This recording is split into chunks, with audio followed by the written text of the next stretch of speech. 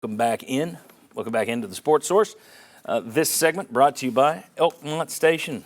If you're looking for a new place to try, for a new place to put in your dinner rotation, a place for date night, or a place to take the kids' night, or let's just not cook tonight, then what you do is you get Elkmont Station into that rotation. Get them on that list. Elkmont Station off Campbell Station Road. Boy, they are fantastic. Same folks that are behind Scrambled Jakes. So if you like Scrambled Jakes Breakfast Company, the craft food, craft drinks, same kind of, it's a different menu. It's a menu that's always on the move, but it's the same quality that you get at Scrambled Jakes. Elkmont Station, look up their menu, elkmontstationknox.com. You'll be very impressed. Crafty food and drink. Elkmont Station. Check them out. All right, want to get you involved in today's show. We have a poll question for you today. Now we're going to let you debate with us. The poll today, how many times should the Vols be underdogs this fall? Your options are once, twice, thrice, or more. Once, twice, thrice, or more. And it looks like, more.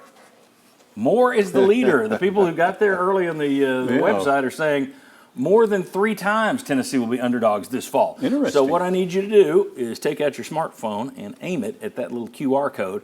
That'll take you to our website, or you can just go to our website, sportsource.tv/polls. Actually, just go to the website. You'll see a polls button. Click that, then you can vote. We like keeping track of what you think. It often surprises us. So chime in and help us there. We want to figure out your take on how many times Tennessee should be underdogs this fall. All right, let me put up a graphic here and show you what kind of a steady roster Tennessee's been dealing with. And it's not just the roster. It carries over to the coaching roster, too, I guess.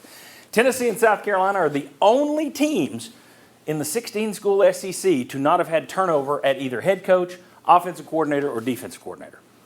14 of the 16 schools have had turnover at one of those 3 spots at least. Tennessee and South Carolina are the only 2 schools to bring the top 3 coaches back. Tennessee had 15 players leave via the portal. That is the fewest in the SEC. Missouri was next lowest with 19. The SEC average was 25 players lost through the portal. Wow. You only had 15 leave. Tennessee also only brought in 8 guys. Only LSU brought in fewer with 7. Georgia brought in 9. In case you've not been keeping track, those are 2 pretty good programs.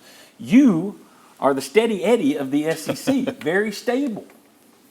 I think most of us would say that is a good thing. That is, especially when you consider, again, I keep going back to this, what Heupel inherited, that dumpster fire and everyone fleeing. The fact that within 3 years you are here, shocking. Mm-hmm.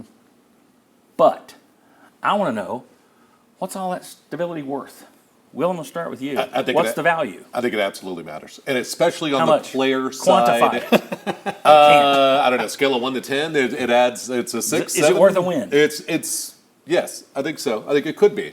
One of the things that I thought has been really interesting that was said this offseason was Ryan Day, Nick Saban, Dan Lanning all said when you bring a guy in for the transfer portal, it's that second year that he really gives you something. That first year really doesn't fit in with the offense. So I look at that and say Tennessee has less of a learning curve than a lot of the other teams in the SEC. So that's why I think that matters.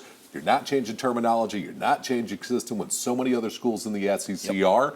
I think that gives you a leg up. What I think it does, though, is probably just keeps your floor high as opposed to raising your ceiling even higher, is that you probably have less of an opportunity for a slip-up somewhere, like in Charlotte against NC State or something like that, against Kentucky maybe. I think it's worth something. I think it might be worth a win. It's hard to quantify it, but yeah, it's got value. It's hard to quantify it, but your players aren't going to come in to the summer practice and working out on their own with, we've got to learn a bunch of new stuff. They're going to be able to drill home the things that they more or less have been working on, and I think that helps. When you don't have to learn a lot of new things, when you don't have to learn new ways of calling plays and all that stuff, I think it helps. Yeah, absolutely. It is difficult to quantify, but I would say a win because you think about it, especially early in the year, when other teams may be going through more of a transition. Maybe it's you have 2 guys that have to kind of blend in, whereas some other teams have 6 or 7.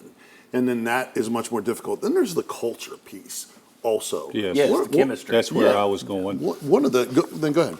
I'm thinking about the locker room guys because in that 2022 season there were problems in Tennessee's locker room, and there was jealousy about who's getting NIL money, who's getting this.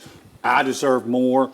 when you got the same guys coming back, not only they know what to expect on the field, in practice, in the locker room, to me, you got a much better chance of everybody pulling the same direction.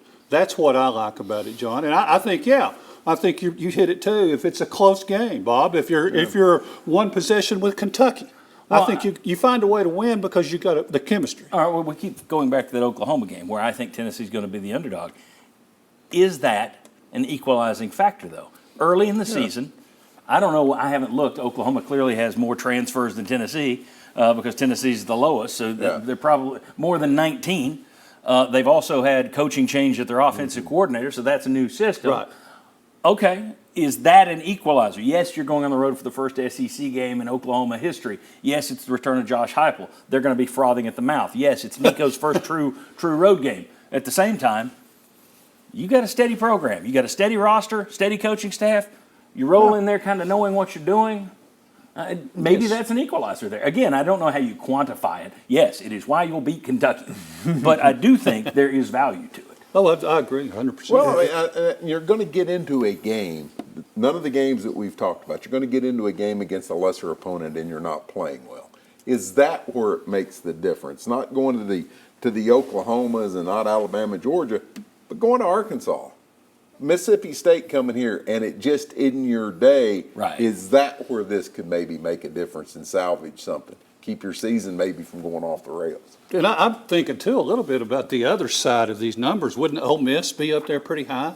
All the transfers they bring in? Now, see, they've worked despite that. But I wouldn't bet on that program going forward because sooner or later you're going to have the hiccup. Yeah. Right. Because I don't think you can sustain that. Correct. I really don't. Nope, I don't either. I don't think you can consistently rebuild your program every single year Correct. with a bunch of mercenaries. All-stars, yeah. And I just don't see how that's going to work. Well, does it ever work in pro sports when somebody spends a ton of money and brings in the super team? Does it work year one? It never works, right? No, sure doesn't. All right, when we come back, we're going to shift gears from football just for a little bit. We're going to talk basketball, then we're going to talk baseball, then we're going to get back to football. But next, I want to talk about basketball and whether or not Rick Barnes is making the right decision. He's got 3 open scholarships right now, and it looks like he's just going to sit back and wait for Chaz Lanier, the transfer from North Florida, to make up his mind. Should he be out there grabbing somebody for the sake of grabbing them? Does he just need a body?